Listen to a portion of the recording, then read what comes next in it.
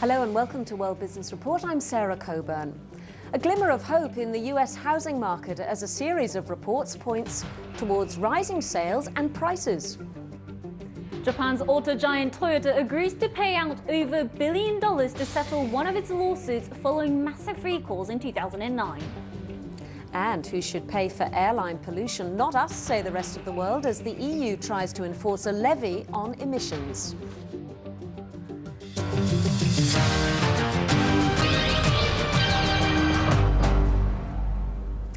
Well, as we know, it's been a tough few years, to say the least, for America's housing market. The subprime crisis, which sparked the recession, led to a slump in prices, record levels of repossessions and building sites grinding to a halt.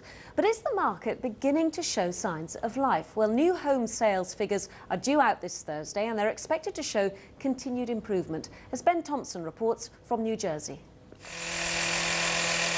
America's builders are back at work. Here in New Jersey, they're building 400 new apartments, with space for shops and offices below.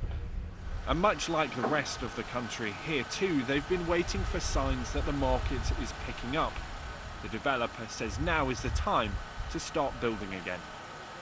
Things are getting better. Our tenants are slowly finding better jobs, incomes are rising. We're able to continue to grow. And on our commercial side, we're also seeing some slight optimism in our tenant base, but by and large, it's been a slow and steady improvement, which I think is consistent with what most people are seeing on the broader trend of the national economy. Things are getting better, but slowly. And the statistics tell a similar story. The number of new houses sold across America is up 17% over the past year, and the price of them is rising too. They're up 4% over the same period. But one of the most encouraging signs cover the number of new housing permits approved. They're a sign of future activity in the housing market, and already up by more than 33%. That's partly thanks to record low borrowing costs.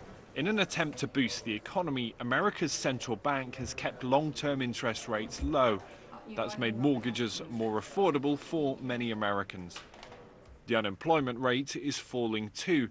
And that means people are feeling more confident about the economy and have more money to spend. Its contribution to the growth of the economy is, something like could be 40 to 50 basis points a year, or about 0.5%. Maybe more importantly, the most important asset that Americans own is their homes. And when those home prices turn around, that has an important wealth effect on consumer spending.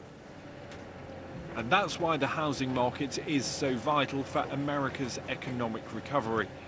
Every new house built creates 3 new jobs, from labourers and estate agents to brokers and lawyers. Each new house also generates government revenues through additional taxes and fees. America's economy will be rebuilt in places like this, but Washington will determine the strength of the foundations. Many fear that unless politicians can agree a deal on tax rises and spending cuts before the looming deadline, that growth could be short-lived. Ben Thompson, BBC News in New Jersey.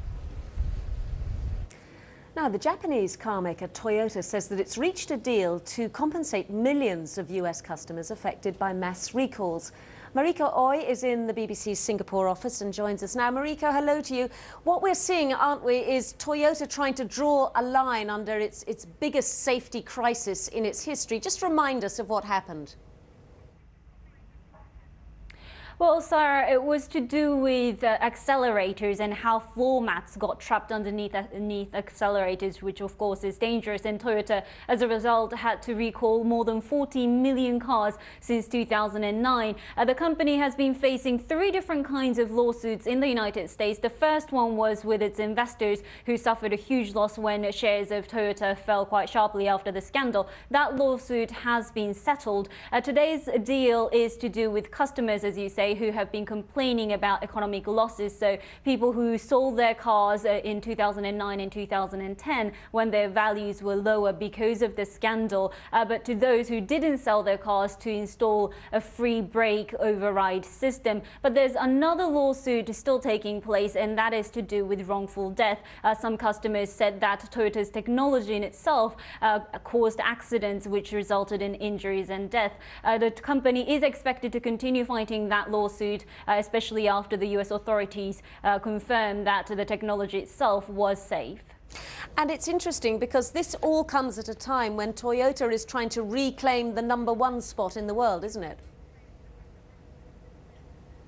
That's right. It's quite an impressive figure that we heard from the company on Wednesday, expecting to have sold more than 9.5 million cars around the world, up almost 22% from last year. So even though its reputation was tarnished somewhat back in 2009, it seems to have been doing quite well in terms of sales. Mariko, thanks very much indeed for that update from Singapore. Now, European airlines will spend the whole of next year on what they consider to be an uneven playing field. While they have to pay the EU's levy against air pollution, airlines from the rest of the world will get away scot-free. The European Union wanted to make every airline in the world using its airspace pay a charge for the carbon they emit, but the EU has been forced to back down in the face of global opposition. It says it'll give the rest of the world until 2014 to come up with a worldwide emission scheme before trying to reimpose its own. Jeremy Howell reports. Airlines emit only 2% of all the carbon put into the skies, but the European Union thinks it's an industry it can bring to heel. It wants to make the world's carriers buy carbon credits, a type of tax, for all flights which use EU airspace. And it wants to charge carriers for the carbon they emit throughout the whole course of those flights, including the amount put out over the airspace of other nations. Members of the US Congress were incensed at the idea of the EU imposing a tax on its airlines over its territory and passed a law forbidding them from complying with the scheme. The EU has relented. It won't impose carbon credits outside its airspace until 2014. For the time being, only flights starting and ending within the EU have to pay them. Almost all of these are operated by airlines based in Europe, and they feel put upon. If I'm bearing a cost which some other carrier is not, then inevitably I'm at a competitive disadvantage if I haven't got the cost base that could absorb that and still try and be competitive. So it's not good. So unless there's a level playing field, it could well be that the European carriers are at a competitive disadvantage.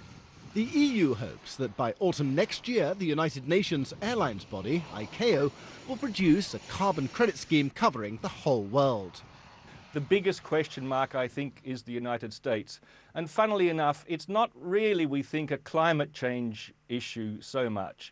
It's the fact that the US aviation industry perhaps isn't as competitive as it should be. They've got less fuel-efficient aircraft. Their companies are going in and out of Chapter 11 bankruptcy. And I think their aviation lobby group has been very effective in Congress. And so it's an age-old question of protectionism, and Mr. Obama needs to move beyond that. The longer the US stalls the carbon emissions scheme talks, the better it may suit the European airlines. But right now they must buy carbon credits only for European flights, which make up a third of the total distance they fly. Were the scheme to be extended worldwide, they'd have to buy credits for all their flights, meaning a bill 3 times as high. Jeremy Howell, BBC News. A couple of other business stories to tell you about today. The US Treasury is to begin taking extraordinary measures to delay reaching a 31st of December borrowing limit. The Treasury Secretary, Timothy Geithner, said it would take accounting measures to save about $200 billion to prevent reaching the $16.4 trillion borrowing limit. Now, the move, of course, comes as the so-called fiscal cliff looms. This is a round of tax increases and huge spending cuts. They're due to come into force in January, but of course the Democrats and Republicans are stalled on that. Samsung Electronics has sought a ban on the import and sales of some Ericsson products in the US, which it claims infringe its patents. In a complaint filed with the US International Trade Commission, the ITC, Samsung has accused Ericsson of breaching 7 of its patents. The move counters Ericsson's complaint to the ITC, which was made in November, and sought a sales ban on some Samsung products. I want to just start by showing you the Asian markets today, because we've seen the Nikkei, the main market in Tokyo, rising to its highest point this year, up by a further 1%. And in fact, if we look at the year as a whole, the Nikkei has actually increased by 22%. So a real festive end of year rally going on there. The Hang Seng in Hong Kong currently up by just about 0.5%. Now, this is where the European markets will be starting their trading day. Bear in mind, of course, we've had a couple of days off for Christmas, but trading volumes have been pretty thin in the run-up to Christmas, but you can see that that is where they'll be starting. And also the American market was open yesterday on Wednesday, and it was just down very slightly, but nothing too exciting, nothing to get too worried about, I should say, because those trading volumes were thin. Do stay with us.